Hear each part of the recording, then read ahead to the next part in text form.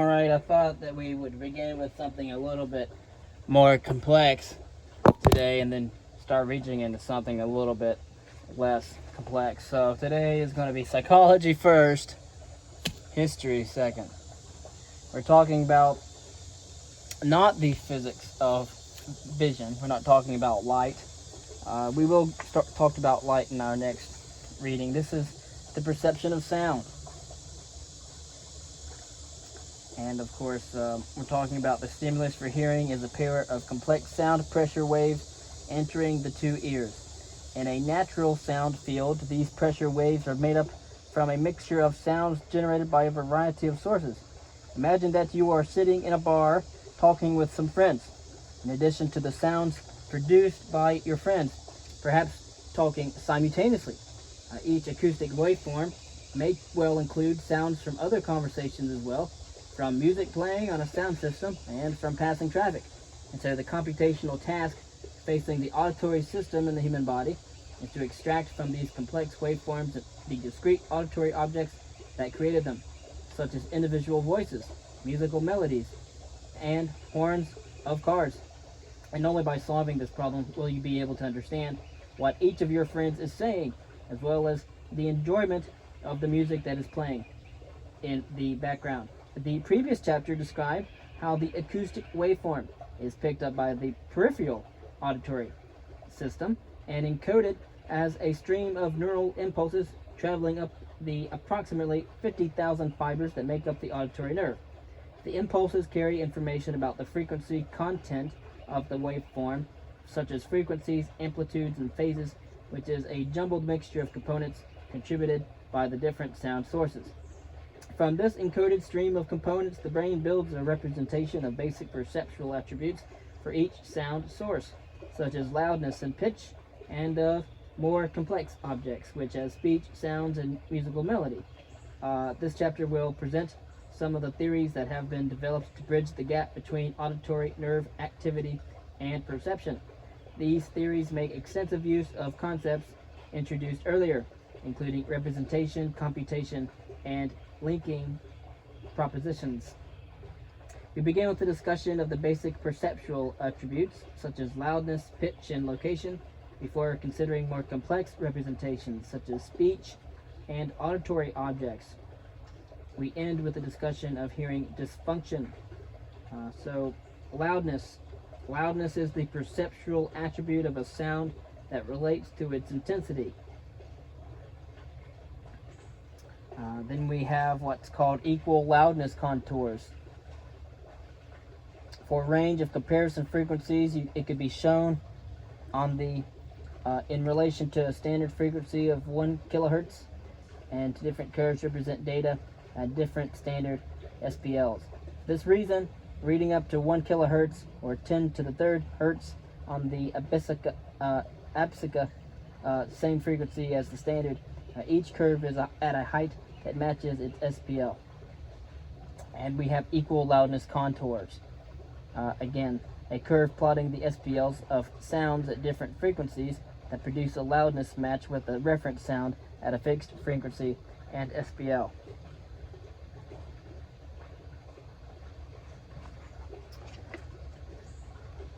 Then, concerning loudness scaling and models of loudness perception, there is excitation pattern model, which is a theory of loudness perception in which the loudness of a sound is proportional to the sum neural activity that it evokes in the auditory nerve.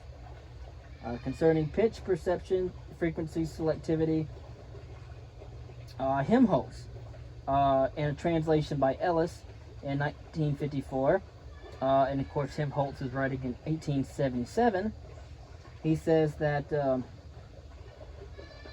human ear is capable under certain conditions of separating the musical tone produced by a single musical instrument into a series of simple tones, namely the prime partial one and the various upper partial ones, each of which produces its own separate sensation.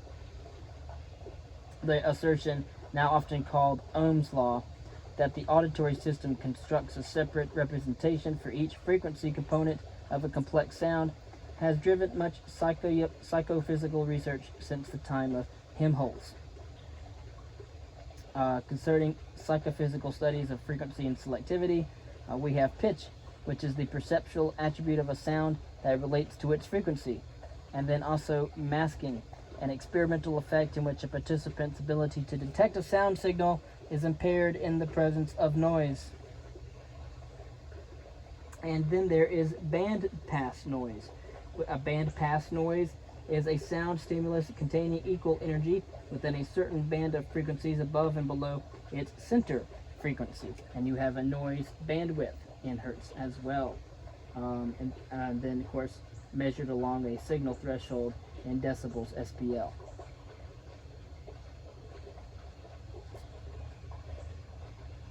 So we have a critical band masking and psychophysical tuning curves. Critical band masking is an experimental effect in which masking of a sinusoidal signal occurs only when the center frequency of the noise falls within a certain band of frequencies surrounding the signal.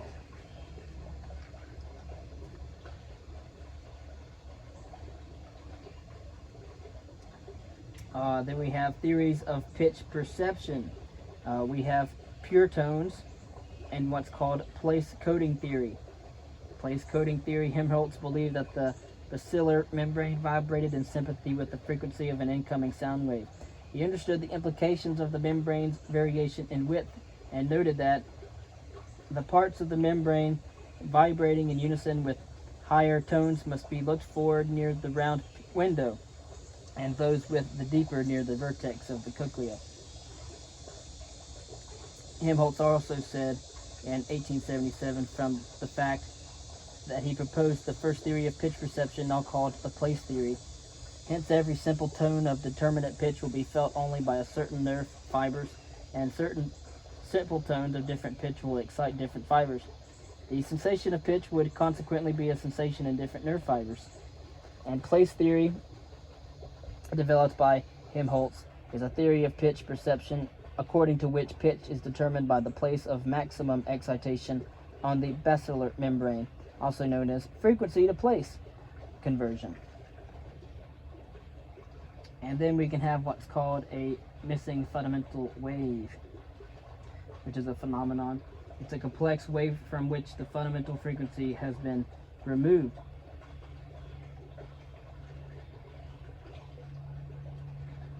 For example, a complex tone containing frequencies at 1,000, 12,000 and 1,200 and 1,400 hertz appears to have a pitch corresponding to the fundamental at 200 hertz. You can still perceive the relatively low pitch of a male friend's voice over the telephone, but despite the fact that the fundamental frequency of his voice may be at about 150 hertz, and the small speaker in your phone's handset cannot generate frequencies below 300 hertz. And of course,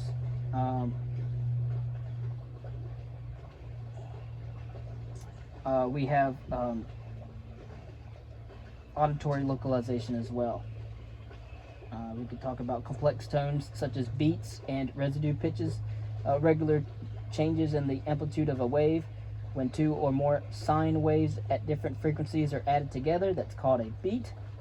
And a residue pitch is the pitch heard in a complex wave due to beats rather than to resolvable harmonic components. And minimum audible angle, the MAA, the minimum audible angle, is the smallest change in the azimuth angle of a sound source that can be detected reliably. And then there's a theory called the duplex theory. It said over 120 years ago, John William Strutt, Lord Raleigh, identified two potential cues for the localization of sound sources in the horizontal plane, which were mentioned in the previous section. Internaural levels of difference, or ILD, and internaural time differences, ITD.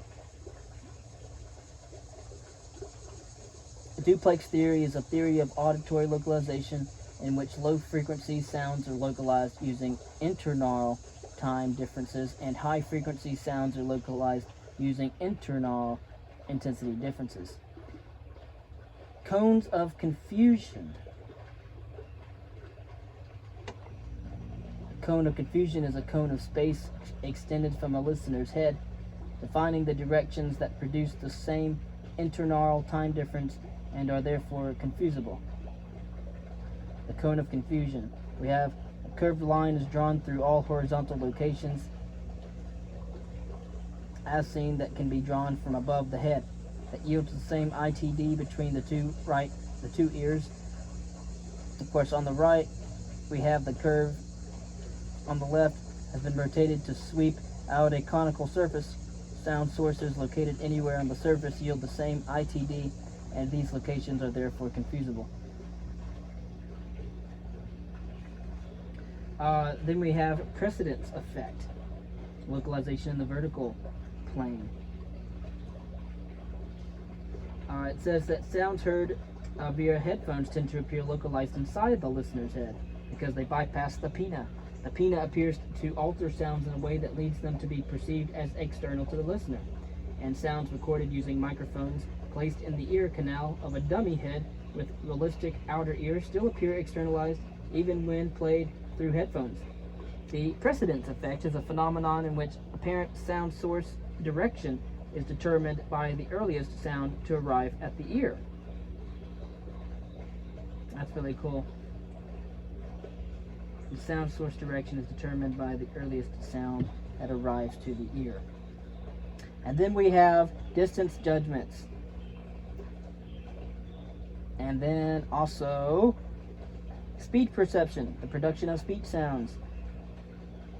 Formant frequency is the distinctive frequency at which the vocal tract, the tube of air between the larynx and the lips, vibrates to create a certain vowel sound. And then the smallest unit of sound that allows different words to be distinguished is defined as the phoneme. The word dog, for example, contains 3 phonemes. Changes to the first, second, and third phoneme respectively produce the words log, dig, and dot. English is said to contain 40 different phonemes specified as in for the word dog. D-O-G. For the word dog. Okay, and then we have speech mode, a mode of auditory processing that is specialized for processing speech sounds. And then categorical perception, which is that each stimulus is perceived as a member of a discrete category in an all or nothing fashion, rather than occupying a position along a continuous dimension. And then we have Lieberman's spectrogram on phoneme boundaries, which created a set of 14 synthetic speech sounds in which the formant transition of the second formant varied continuously between the values specifying the 3 sounds. And of course we have spectrograms of the 14 sounds are shown along the bottom of the figure. Listeners were asked to identify each synthetic sound as a, ba, d, or g, and to identification data show very sharp transitions between perceived phonemes.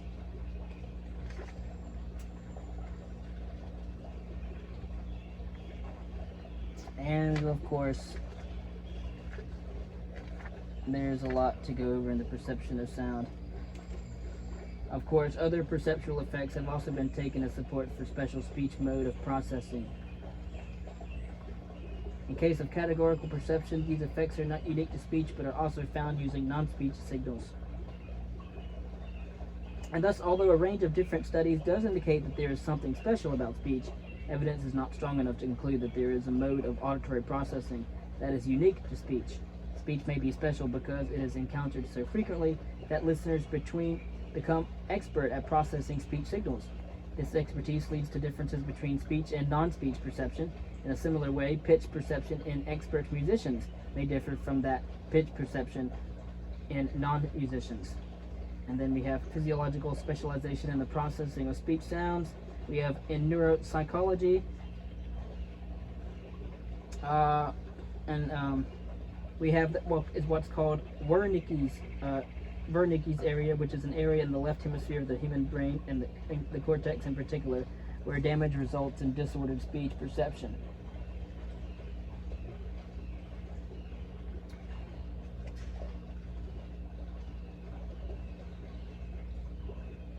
All right. Auditory scene analysis. We have what's called auditory streaming, which is grouping parts of a complex acoustic signal into discrete auditory objects.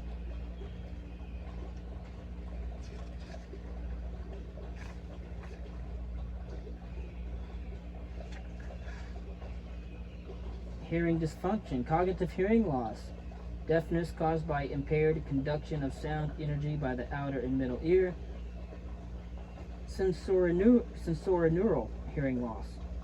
It is deafness caused by damage to the inner ear, especially cochlear hair cells.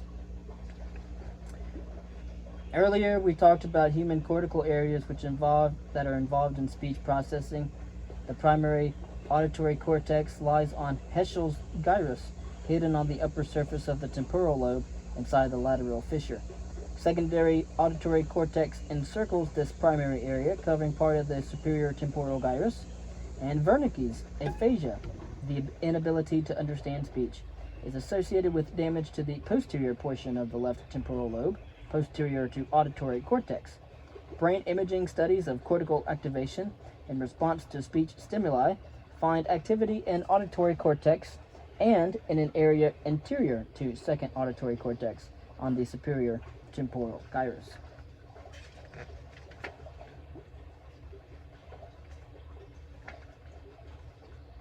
Loudness recruitment, cochlear damage. Mammalian hair cells do not regenerate once they have been damaged, so cochlear hearing loss is permanent. On the other hand, some species, such as birds and fish, do have the ability to regenerate hair cells following damage. The origin of these species differences is not clear.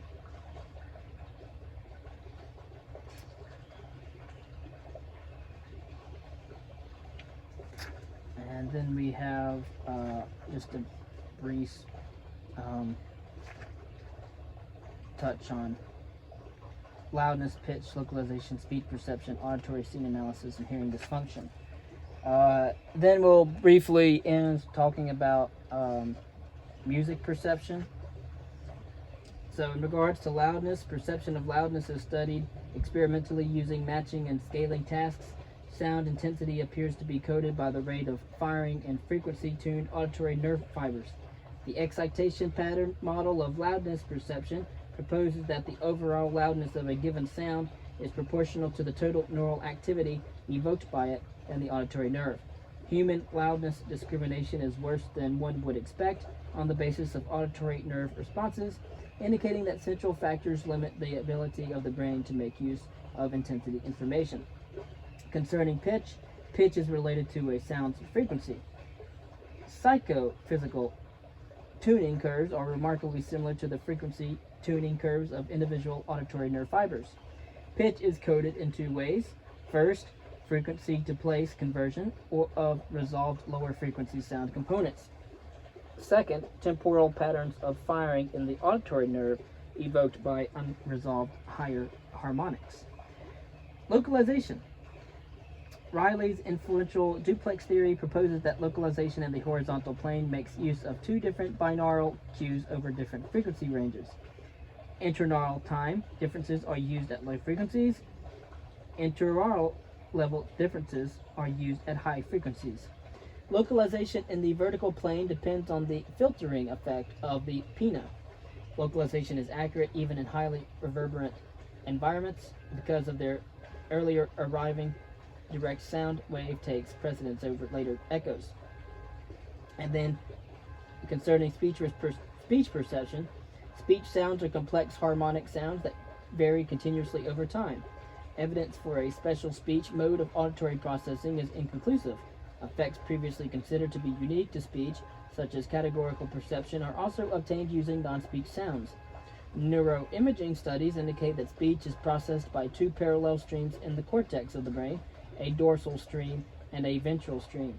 Spoken word recognition involves a pre-lexical stage in which the sound energy is broken up into primitive speech units, and a lexical stage in which the speech units are mapped onto known words.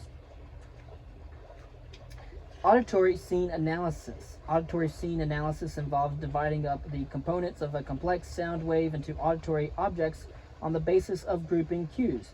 Grouping of sounds is based on spatial location, spectral content, and time or onset. The hearing dysfunction.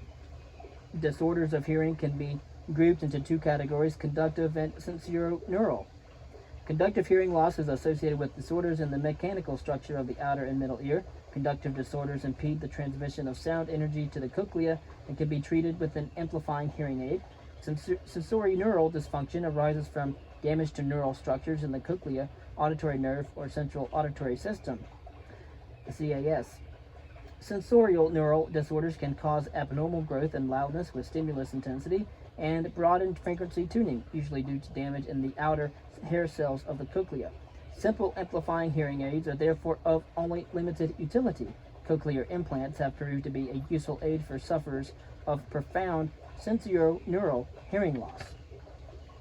In regards to music perception, music is a universal feature of all human cultures, both past and present. Crude musical instruments have been found in the remnants of the earliest civilizations, such as flutes, for example, and horns. Music is so important in present-day culture that it supports a huge worldwide industry. In the United Kingdom alone, annual turnover in the music industry amounts to several £100 million. Curiously, there is no universally agreed definition of what constitutes music. Of course, many have provided a general definition of music as temporally organized sound and silence that is referentially communicative in a context. A crucial distinction between music and speech is that speech is referential because speech sounds act as references to words. Setting aside issues of definition, certain acoustic stimuli are recognized as musical by most members of a given culture, even when those stimuli have never been heard before. For example, how do we recognize sound as a piece of music? Recognition is based on a set of universal perceptual features of musical sounds. Concerning features of musical sounds and musical tone, tone is the primary quality of a musical sound in Western music. It has three important characteristics: musical pitch, loudness, and timbre. Musical pitch is related to the fundamental frequency of a complex harmonic sound and is heard for fundamental frequencies between 20 Hz and 5,000 Hz. Loudness is less important than pitch. Western musical notation allows for only 5 levels of loudness, from soft or pianissimo to loud or forte. Timbre gives a musical tone its distinctive character and allows two tones to be distinguished even if they have the same pitch and loudness. Timbre is related to the harmonic composition of the tone, as well as to its temporal properties such as rise time and vibrato. Theories of how pitch, loudness, and timbre are analyzed by the auditory system were discussed earlier. Concerning consonants, when two tones are played simultaneously, they may sound pleasant and harmonious, or consonant. Alternatively, the combination may sound unpleasant or dissonant. Pure tones separated by more than one critical bandwidth sound consonant. Tones having smaller differences in frequency sound dissonant. Complex tones blend harmoniously to produce chords when their fundamental frequencies are in simple ratios, such as 2-1, so that several of their harmonics coincide in frequency. Otherwise, the harmonics tend to beat. Then we have melody. When the pitch of a musical sound varies progressively over time, it creates what's called a pitch contour that is heard as a melodic flowing form.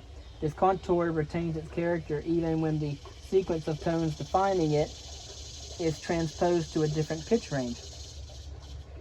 Some have found that the untrained subjects classify musical melodies into a smaller number of standard schemes, such as a gap fill scheme involving a melodic leap, usually upward, followed by a gradual progression back to the starting note.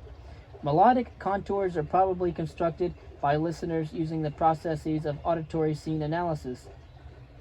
Concerning rhythm, melody involves musical structure over time periods extending over many seconds. Rhythm relates to relatively short-term temporal structures. Many have also argued that rhythm has two components: segmentation, or the grouping of repeating elements over different time scales, and we have different time scales, and then we have meter, or the regular alternation of strong and weak elements. The strong beat heard in popular music is a good example of meter. Metrical music has a prominent motor component. Listeners respond to the beat by tapping their feet or by moving their body in synchrony. The association between music and dance, it also has probably prehistoric, I would say ancient, underpinnings of a more primitive nature. The functional significance of music. Our ability to hear the distinctive features of music can be explained using the same perceptual processes discussed earlier.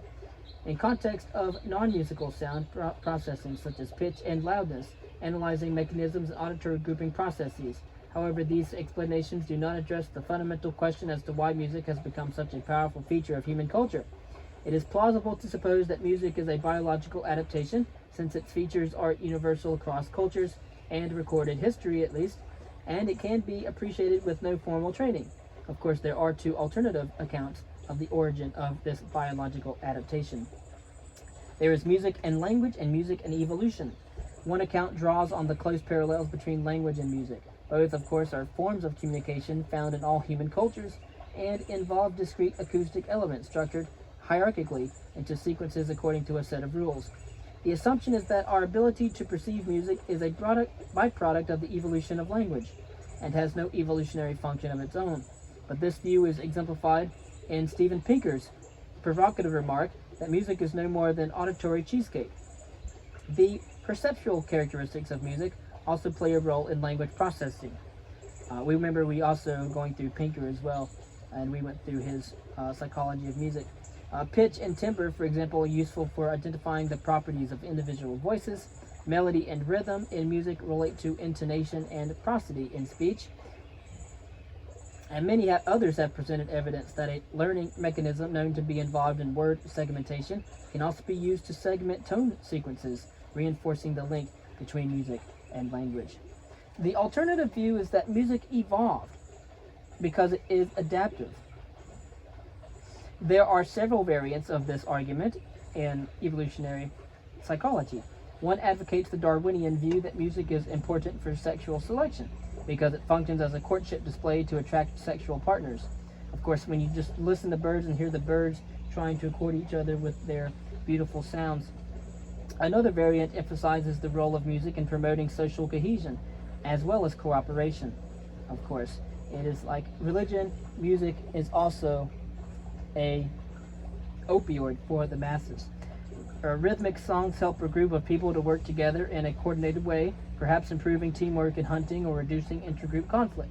A third variant of the evolutionary argument proposes that music plays a central role in socialization. Musical communication is prominent in early mother-infant interactions and, of course, according to this view, promotes emotional bonding and social awareness. Research on the syntactic structure of music and on the brain areas as well involved in music favored the linguistic view of music and the syntactic structure of language. An area of cortex known as Broca's area, or BA44, has long been known to be associated with language processing. Damage in this area leads to an inability to produce language, either spoken or written, and it is called Broca's aphasia. Recent neuroimaging studies have shown that Broca's area is also important for several aspects of music processing. On the other hand, some neuropsychological case studies have shown that some individuals can have impaired music perception, but no impairment in language processing or vice versa, indicating that at least part of music processing is distinct from language processing. And then next we'll talk about the physics of light. Concerning human beings, that is.